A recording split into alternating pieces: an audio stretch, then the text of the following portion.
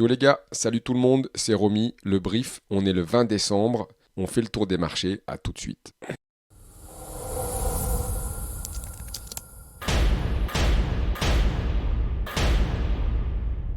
Bienvenue tout le monde, j'espère que tout le monde va bien. Avant de commencer, on est le 20 décembre, j'ai pas refait les briefs et je vais continuer, sauf que les fêtes arrivent, donc tant que j'y pense, pour ceux qui m'écoutent, je vous souhaite de bonnes fêtes à tous. On est mercredi, je regarderai jusqu'à la fin de la semaine, puis après on va peut-être un petit peu couper tout ça et on reviendra d'attaque début janvier avec pas mal de trucs dans les cartons.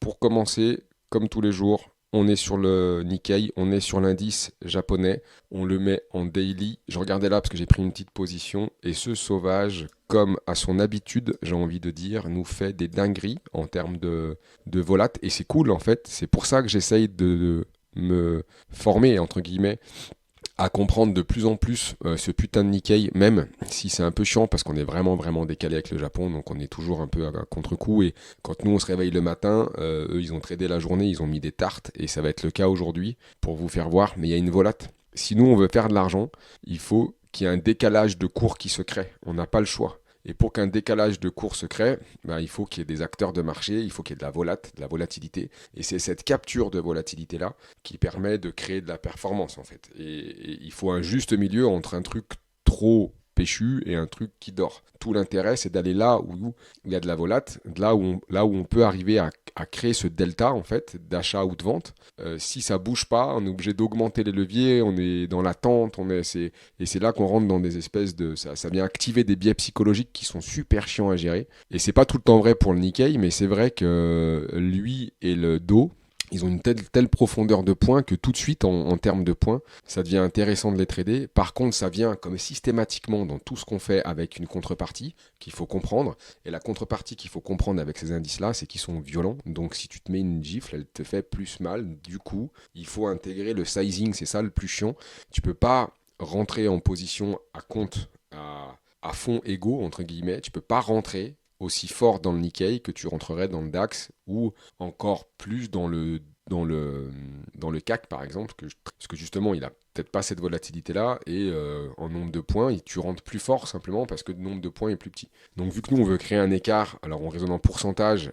Ok, mais le pourcentage d'un nombre de points n'est pas le même. 1% sur le dos, c'est pas 1% sur le Nikkei, c'est encore moins 1%. Enfin, si, là pour le coup, ils sont similaires en termes de volumétrie. Et après, on redescend, on a sur l'échelle le DAX et le Do, on va dire, ils font entre 15 et 17 000 points, ils oscillent.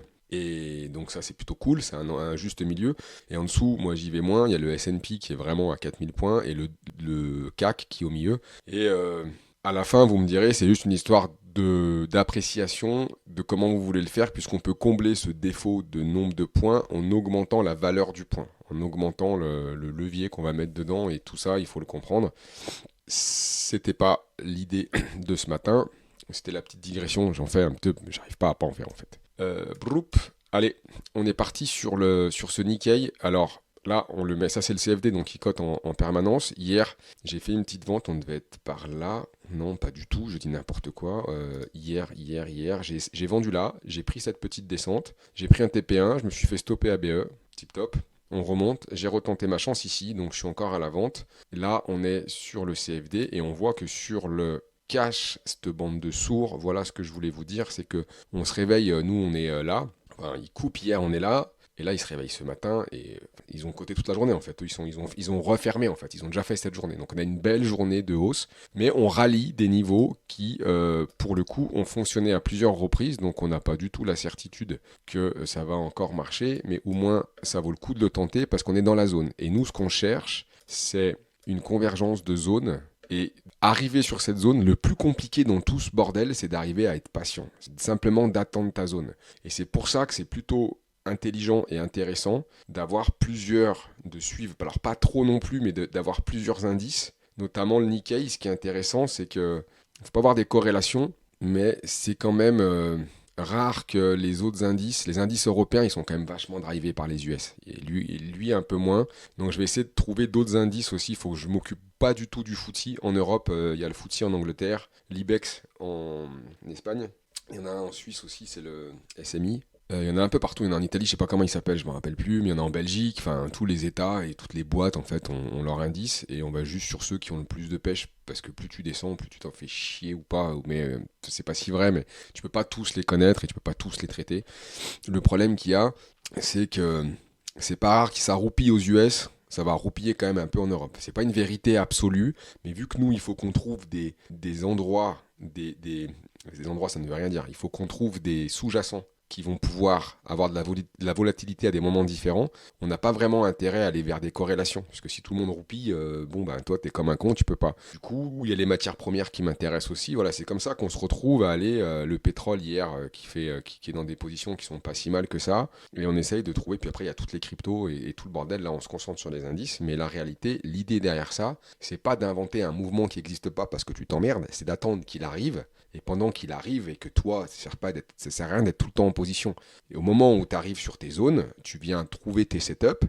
Et dans l'intervalle, si c'est trop long ou que tu t'emmerdes ou que tu as envie de trader, et ben en fait, il faut avoir la sagesse d'attendre ta zone sur cet actif-là et aller voir si d'autres actifs sont dans des configs qui sont intéressantes. Ça sert à rien. Le risque quand tu t'emmerdes, c'est d'inventer une config en fait. Ta config, il faut qu'elle soit claire, il faut que ta zone, elle soit clair et t'attends que ton prix arrive sur cette zone. Et sur cette zone, ton prix, tu as un potentiel de chance qui dépend de sa réaction. Est-ce qu'il va continuer ou est-ce qu'il va redescendre? À la fin, il va monter ou descendre, il n'y a pas 50 solutions. Et quand tu arrives sur une zone clé, c'est là que tu peux jouer un setup.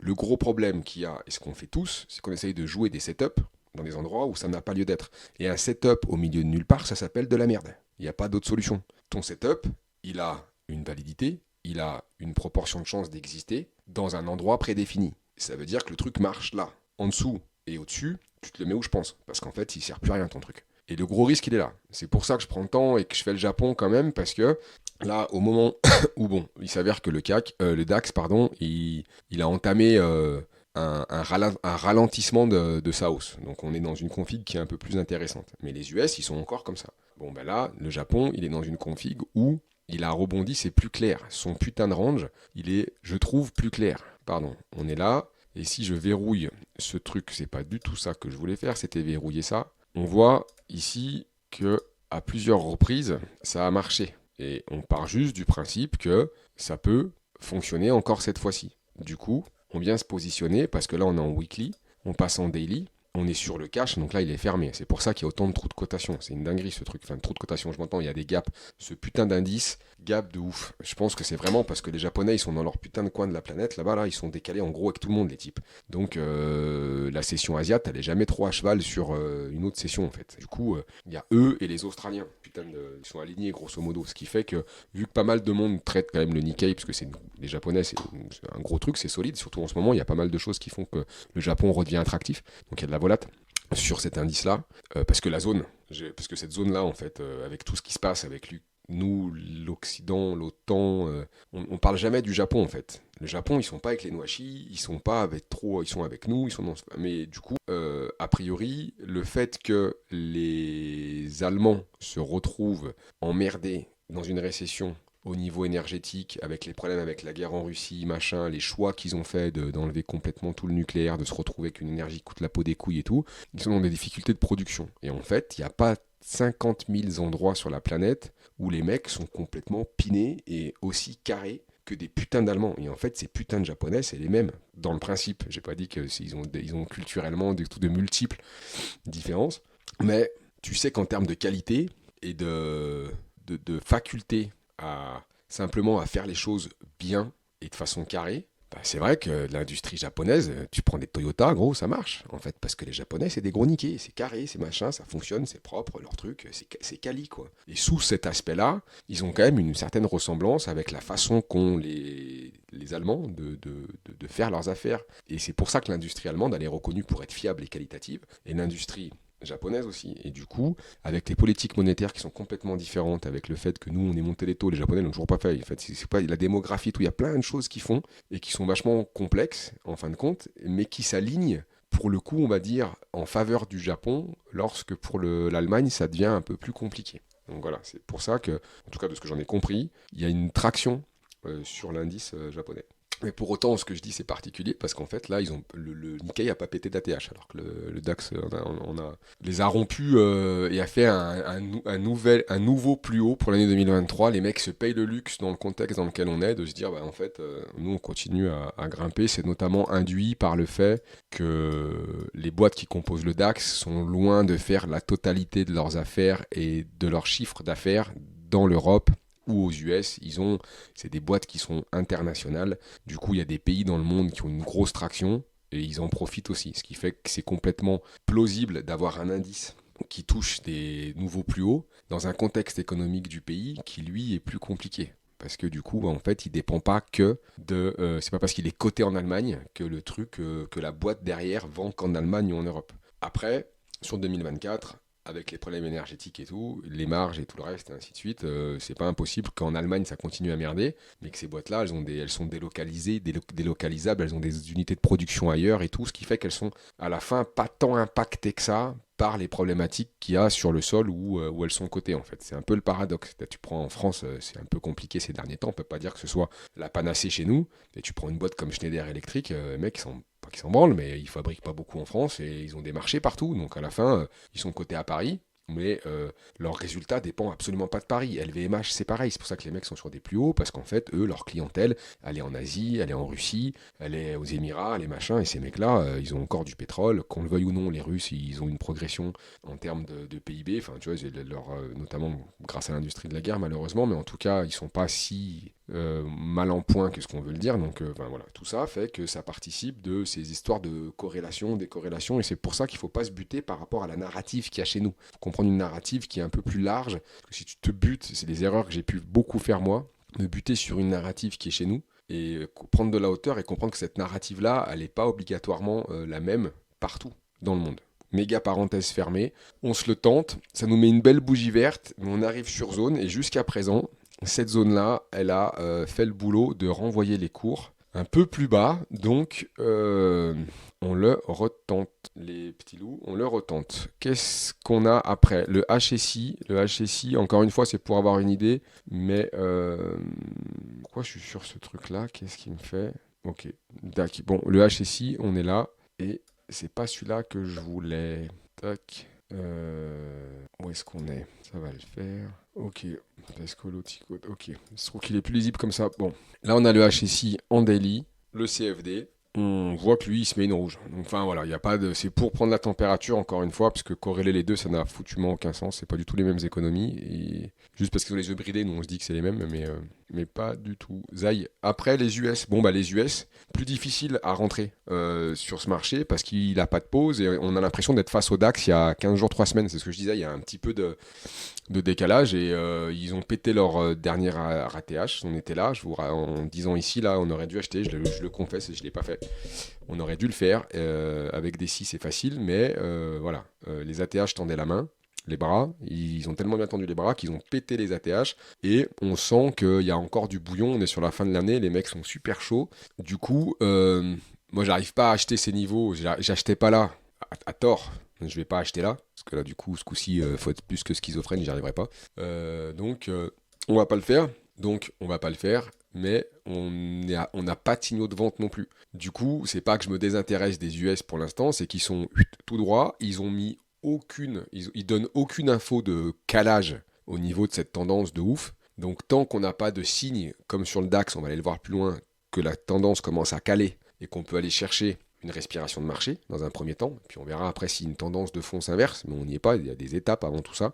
Il y a d'abord certainement des gros ranges qui vont se mettre en place, et on verra ce qui se passe. Mais au moins, on aura le temps de comprendre et de prendre position. Quand tu es dans un TGV comme ça, si tu rates la première gare, psychologiquement, t'es mort. Pour passer la deuxième, c'est une dinguerie. En tout cas, moi, je n'y arrive pas, et en fin de compte, peu de gens y arrivent, je pense. C'était notre Dow Jones. Là, on est sur notre petit S&P qui est bien celui-ci à suivre parce qu'il est beaucoup plus large. Donc S&P 500 pour 500 sociétés qui le composent et le Dow Jones 30. Donc il y a 30 boîtes, ce qui fait que, en plus, comme je l'ai déjà dit souvent, dans ces foutus indices, il y a des pondérations qui font que, en gros, à la fin, tu as 3, 4, 5 boîtes qui font la moitié du poids de l'indice. Donc c'est quand même vachement tronqué comme vision. On peut pas résumer la vision de l'économie américaine avec le Dow Jones. C'est un peu mieux avec le S&P 500 parce que c'est plus large et après il faut prendre en compte les pondérations. Et ce qui est cool à mater, je le ferai la prochaine fois, c'est le Russell 2000. Là, tu es sur quelque chose de beaucoup plus... Tu es sur une base beaucoup plus large parce que 2000, pour 2000 boîtes, cotées aux États-Unis, et là, tu as quelque chose de beaucoup plus représentatif de la globalité. Parce que si tu enlèves les GAFA du S&P et du Dow Jones, c'est déjà un peu plus compliqué, quoi. Mais et en plus, leurs pondérations sont énormes.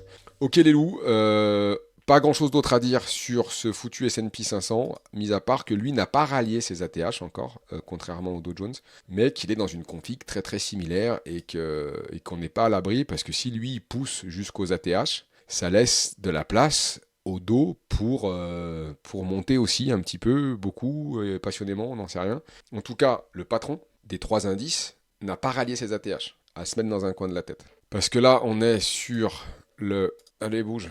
On est sur le Nasdaq. Parce que là, on est sur le Nasdaq, et sur le Nasdaq, on voit que les ATH ont été ralliés, dépassés, et la config est beaucoup plus similaire au Dow Jones. Mais méfiat, clairement, parce que le S&P n'est pas encore arrivé là, et rien ne nous dit qu'il n'y arrivera pas, et s'il y arrive, de facto, c'est possible que les autres aient encore un petit peu de place pour monter, puisque c'est pas parce qu'on a dépassé un niveau qu'un ATH, que c'était infranchissable. De facto, un indice est fait pour monter, et il va d'ATH en ATH. C'est juste que là, il y est arrivé tellement vite, dans des circonstances tellement particulières, que ça devient compliqué à intégrer psychologiquement, en tout cas je trouve. Ça c'est pas fait, est-ce que ça va être sain ou pas, je sais pas. Toujours est-il que là, on vient de prendre un TGV. Et encore une fois, les arbres ne montent pas jusqu'au ciel, donc on vient de se taper. Ok, on vient de loin, mais il y a quand même une espèce de violence dans ce fin d'année à la hausse qui laisse assez dubitatif, en tout cas. Moi je le trouve. Mais ça n'a pas grand-chose à faire là, puisqu'on se rend compte qu'ils y vont et que le S&P 500 a de la marge, et c'est ça qu'il faut retenir. Une fois qu'on a fait ça, on arrive naturellement sur notre petit DAX. Et notre petit DAX, lui, on est en 4 heures, il nous fait un truc pas mal, c'est-à-dire qu'il est en train de caler plus franchement. Et c'est cool parce qu'on travaille à la vente, du coup, c'est ce qu'on fait. Du coup, hier, début de semaine, je suis rentré, vous voyez, je suis rentré au trait rouge, je ne l'avais pas viré, et j'avais mis un stop un peu plus bas, donc j'ai été pris. J'ai pris un TP1 et je suis liquide du coup sur le DAX, donc je vais virer ce truc. Et on va voir ce qui se passe parce que nos petits pointillés, ce sont les plus bas de la nuit, qui sont ici, qui étaient en fait ce matin. Les plus bas pendant de l'intervalle où ne cote pas le cash. Et il va ouvrir là, il est 9 heures quand je fais la vidéo, donc il est en train d'ouvrir, je vais aller voir d'ailleurs. Il faut que je les fasse plus tôt, mais j'ai du mal, ça va le faire. Donc on a eu un plus haut de la nuit qui est par là, on va voir ce qui se passe, et en fait ce qu'il faut intégrer, c'est que si ça cale, c'est quelque chose un peu dans un peu plus bas là, un peu plus haut ici, qui peut essayer de certainement peut-être durer un petit peu. C'est ce qui serait légitime après une montée aussi grosse, qui est une phase quand même d'accumulation ou de distribution, as you like. C'est ce qui semble logique, c'est ce qui arrive le plus logiquement et le plus souvent surtout quand on a une grosse montée comme ça. Il y a un moment où les instituts vont se calmer, il va falloir que les gens se payent. Il y a des gros bénéfices qui dorment, tout ça. Donc, logiquement, à un moment ou à un autre, ce qui est difficile, c'est de pas se faire avoir les premières fois quand ça cale, en fait. Il y a rien qui te dit que cette fois-là, c'est la bonne, en fait, entre guillemets. C'est ça un peu la problématique quand tu cherches à faire du contre-tendance. C'est beaucoup plus simple de faire de la tendance, du suivi du trend following.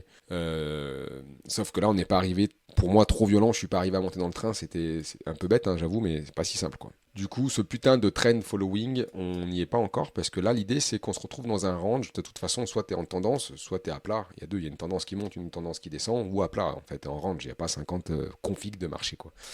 Et donc, assez logiquement, ça ne veut pas dire qu'après, ça ne peut pas continuer à monter. Ça veut juste dire qu'il est salvateur et logique qu'à un moment, après avoir eu un espèce de rallye comme ça, assez puissant, on ait une phase où tout le monde prend son temps, se détend un peu, comprenne que les marchés atterrissent, il faut que les équilibres de prix se fassent. Il faut que ces accords de prix-là se fassent. Il faut que le marché se confronte les offres et les demandes. Et là, on arrive à un moment où, typiquement, il y a des vendeurs qui sont aux aguets. Il y a des mecs pour qui, là, ça devient intéressant de vendre. Donc on se retrouve comme ça à caler une tendance avant de voir où elle va en fait. Et du coup, c'est plutôt cool parce que dans ce range-là, on va pouvoir commencer à rebosser correctement. Alors que là, moi, j'étais un peu aux fraises. Soit je prenais une tendance ici qui lève des briques, je ne l'ai pas fait. Du coup, pour me placer, on a tenté ici, on a pris un stop. Bon, et ben là, on voit que on est en daily, le calage est en train de se matérialiser. Et c'est tout à fait légitime que les mecs qui vendent là, il faut pas vendre là en fait. Pas sur la première vague. Ça cale rarement du premier coup. Encore une fois, ce genre de figure-là en bas avec des V-bottom,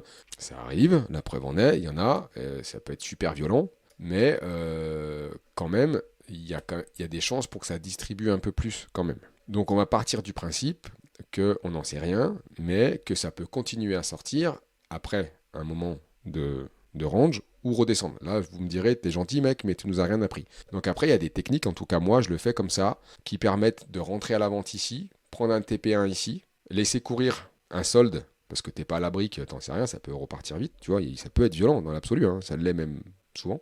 Et à ce moment-là, t'es pas comme ici, comme un connard, où tu peux plus rentrer parce que ça part sans toi, comme si le truc glissait. Et du coup, si tu as un pied dedans, tu continues. Et après, tu vois pour renforcer, parce que tu as des scénars qui se mettent en place. Si jamais tu es repris, ton stop est pris. Donc, tu vas reprendre une position parce que le marché te montre qu'en fin de compte, le range n'est pas terminé. Donc, tu pars du principe que tu peux remonter et tu fais la même chose. Ici, tu arrives ici, tu te payes, tu laisses courir un reliquat et si ça part, tu as un pied dedans. Et ainsi de suite. Parce qu'en fait, bien entendu, personne ne va te dire quand ça va partir et dans quel sens. La seule chose que tu peux faire, c'est toi, regarder le marché et mettre un pied dedans. Mais il faut qu'une figure se construise. C'est pour ça que quand ça va comme ça super vite, soit t'as la foi et tu montes dedans, mais une fois que c'est parti, tu cours après le train et psychologiquement, c'est dur. Voilà pour ce point et ce tour. C'est super long, 24 minutes. Je vais voir si je coupe des trucs. En tout cas, moi, je vous kiffe. Je vous souhaite une bonne journée et je vous dis à plus tard.